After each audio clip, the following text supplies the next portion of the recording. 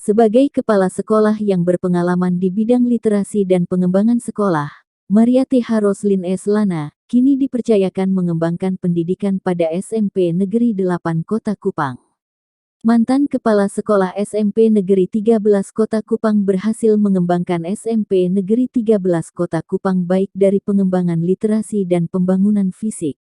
Melalui keberhasilannya ini, dirinya kini dipercayakan mengembangkan SMP Negeri 8 Kota Kupang baik dari literasi maupun pembangunan fisik yang tidak pernah mendapatkan sentuhan dari Pemkot dan dari pihak lainnya.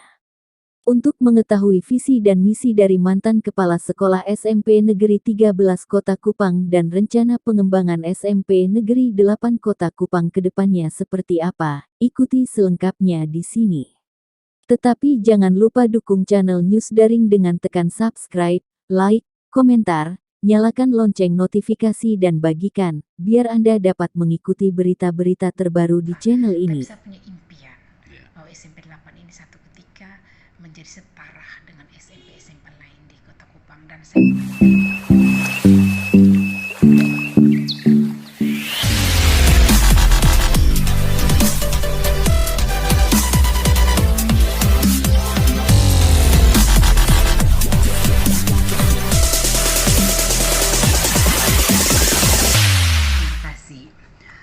yang pertama bahwa ketika saya mendapat surat undangan untuk pelantikan ketika tanggal 1 Desember itu, dalam benak saya bahwa saya ditempatkan di SMP 8, ya berarti saya harus beradaptasi dan saya harus siap dengan tantangan-tantangan baru. Dan saya suka itu. Saya melakukan orientasi. Dari hasil orientasi itu, bahwa saya pasti punya impian-impian untuk mengubah sekolah itu. Langkah pertama yang saya lakukan bahwa saya mempelajari semua dokumen-dokumen sekolah yang terkait dengan KTSP, hasil evaluasi diri sekolah, dan dokumen-dokumen lainnya. Kemudian setelah saya temukan, saya mengajak teman-teman untuk kita merefleksi bersama dan kira-kira apa yang menjadi harapan bersama.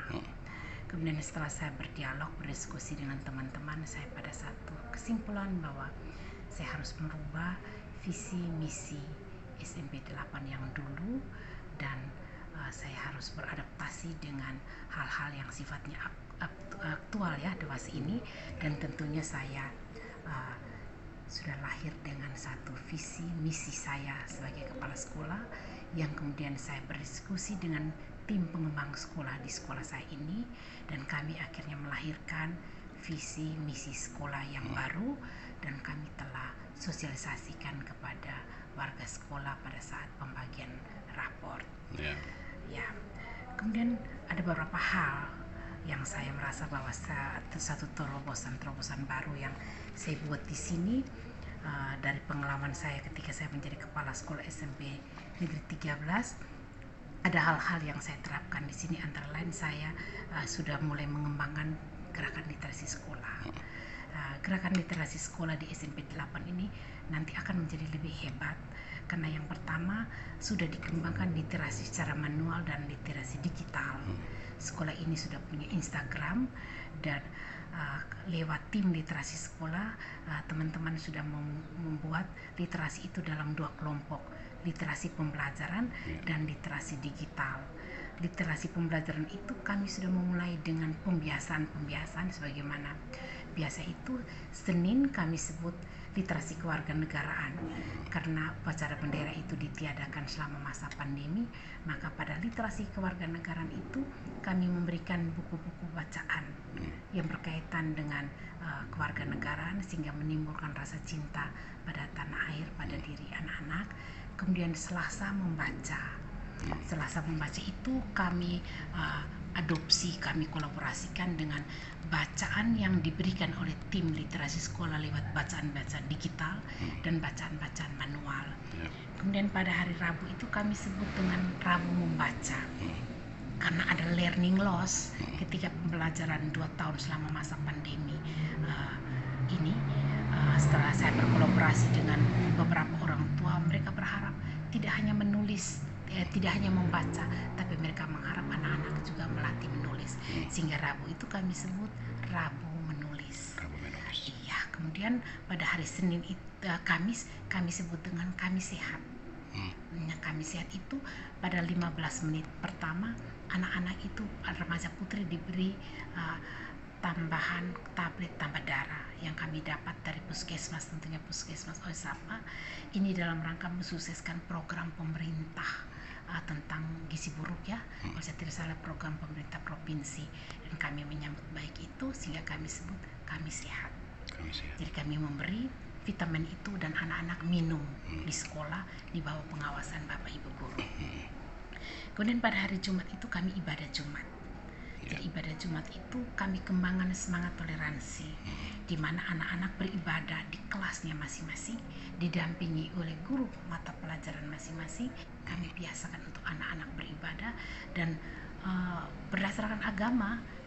Ya, si A itu di agama apa, dia memimpin ibadah dengan agamanya. Anak-anak lain kami berharap untuk menghargai perbedaan, sehingga semangat toleransi yang kami kembangkan. Kemudian hari Sabtu itu kami sebut dengan Sabtu Bersih. Di Sabtu Bersih itu 15 menit pertama itu bersama guru, anak-anak dibiasakan untuk membersih kelasnya. Nah, kami di dalam masa pandemi ini juga anak-anak kami berharap bahwa mereka paling tidak mengenal diri, membiasakan dengan membersihkan diri dan lingkungan di sekitar. Dan teman-teman di literasi itu hebatnya, mereka memberikan tema-tema literasi pembelajaran yang anak-anak harus membuat jurnal literasinya itu aktual. Misalnya pada saat ini bagaimana anak-anak menyiapkan diri dalam mencegah demam berdarah, mencegah diare, mencegah supaya jangan terjangkit dengan COVID dan seterusnya. Jadi anak-anak diperkenalkan hal-hal yang kontekstual yang mereka hadapi sehari-hari. Itu sudah berlangsung kurang lebih sejak tanggal 17, sejak kami melaksanakan tatap muka 100%, dan dari hasil pantauan saya semua berjalan baik. Dan begitu bangganya saya ya berada di tengah-tengah teman-teman guru dan anak-anak di SMP 8 karena mereka begitu semangat. Nah, guru-guru begitu semangat, baik mereka begitu berkolaborasi, kemudian begitu juga anak-anak dan orang tua juga. Jadi mungkin lewat kesempatan ini harapan saya bagi orang tua untuk membekali anak dengan bekal. Karena saya lihat masih beberapa anak itu yang tidak bawa bekal, sehingga mereka kesulitan ketika jam istirahat. Mereka sering minta izin untuk memberi bekal, padahal kita daerah perkantoran tidak ada kantin dan seterusnya, jadi mereka pasti akan ada kesulitan itu. Jadi saya berharap orang tua juga bisa membekali anak mereka dengan bekal secukupnya. Kemudian di satu sisi bahwa anak-anak itu begitu luar biasa, dan dari sisi potensi anak-anak itu sendiri, mereka itu rata-rata 100% memiliki HP Android, sehingga pembelajaran itu kami kolaborasikan. Jadi ketika anak-anak itu mengerjakan tugas dan seterusnya, teman-teman tetap berkolaborasi antara yang manual dan yang digital. Sehingga ya anak-anak kita perkenalkan dengan teknologi sejak dini. Artinya kan dengan adanya sekolah tatap muka 100% ini tidak ada pembatasan penggunaan Android di sekolah? Oh tidak. Nah, kami tapi tetap di bawah pengawasan guru. Jadi kalau HP pada jam pertama kita kumpulkan di meja guru, sehingga kita menghindari anak-anak menggunakan HP pada saat jam pembelajaran. Jadi semua HP itu ditaruh di meja guru. Jadi ketika anak-anak diminta guru untuk menggunakan HP sebagai sumber belajar, silakan menggunakan. Nah, ini visi misinya atau program-programnya Ibu terapkan di SMP 8 ya, terbawa dari SMP 13. Saya lihat bahwa sangat berbeda, dan ini berbeda dari beberapa sekolah yang saya datangi. Nah, ini tentu punya langkah-langkah ke depan yang pasti Ibu memiliki cita-cita besar lagi. Nah, langkah ke depan mengembangkan SPD 8 selain literasi, langkah apa yang ingin Ibu buat di sekolah ini untuk membawa sekolah ini lebih wow dari sekolah-sekolah ternama, beberapa sekolah-sekolah ternama lainnya? Iya, baik. Yang pertama bahwa saya tidak bisa sendiri, tentu dukungan dari berbagai pihak, antara lain dukungan guru, orang tua dan dinas pendidikan, tentu juga dari teman-teman wartawan pasti itu. Kemudian dalam tahun pertama ini masih ada beberapa impian saya untuk membangun membangun sekolah ini dari sisi keamanan. Karena sekolah kami juga adalah sekolah ramah anak. Kami sudah bagus, sudah memiliki satu pintu, tapi pagar belakang itu sejak sekolah ini berdiri. Jadi sudah puluhan tahun. Tidak ada sentuhan. Tidak ada sentuhan, dan kemudian saya melihat ada kontribusi dari komite, tapi saya juga tidak bisa mengandalkan 100% dari komite. Jadi saya juga masih berusaha untuk cari terobosan-terobosan.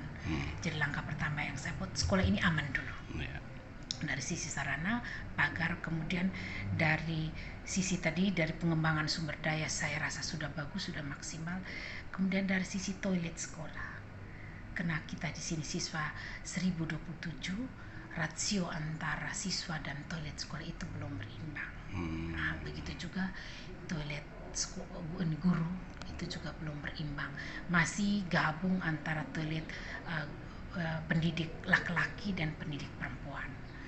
Jadi nanti itu juga mungkin harapan saya ke depan. Saya sedang mencari terobosan untuk membangun toilet itu, karena tuh membangun unit baru itu tidak bisa dari dana BOS. Berarti harus ajakan proposal ya? Iya, saya sedang mencarikan terobosan seperti itu. Tidak menginginkan bahwa untuk berkompetisi dengan sekolah-sekolah besar, tapi saya punya impian bahwa SMP 8 ini satu ketika menjadi setara dengan SMP-SMP lain di Kota Kupang, dan saya punya keyakinan untuk itu. Bagaimana dengan fasilitas di dalam sekolah, di kelas-kelas sendiri? Oh iya, kalau dari sisi fasilitas, semua kelas itu memiliki kursi rasio satu siswa, satu kursi, satu meja. Itu semua terpenuhi. Kemudian dari sisi mungkin dari meja guru, baik beberapa kelas itu yang belum memiliki meja guru yang berstandar. Kemudian dari sisi rasio kelas itu juga ada beberapa kelas yang belum berstandar. Ya, karena jujur sekolah ini kan juga adalah sekolah peninggalan SMK 6. Di mana sekolah-sekolah kemarin yang dipakai untuk praktek dari SMK 6 itu yang kemudian kami jadikan ruang kelas, sehingga belum berstandar. Itu juga saya masih berupaya tentunya lewat Dapudik. Kemudian satu hal, sekolah kami ini adalah sekolah ramah anak. Sekolah ramah anak, dan saya masih mengupayakan untuk bikin pojok ramah anak. Jadi mudah-mudahan itu impian-impian saya bisa terlaksana. Harapan saya dengan visi misi saya yang baru ini, saya mengajak semua komponen, baik guru, pegawai, peserta didik, orang tua teristimewa, tentunya juga pemerintah Kota Kupang, untuk bisa bersama-sama kita bergerak bersama untuk mencapai visi misi sekolah. Dan mohon maaf, saya sedikit curi start. Kami bukan sekolah penggerak, tapi saya curi start dengan mengedepankan visi misi kementerian sekarang. Itu saja. Saya berharap satu ketika kami akan berjalan beriringan sama dengan sekolah-sekolah penggerak lainnya. Baik, terima kasih banyak buat waktu dan kesempatannya. Selamat siang, Tuhan memberkati Ibu. Shalom. Shalom.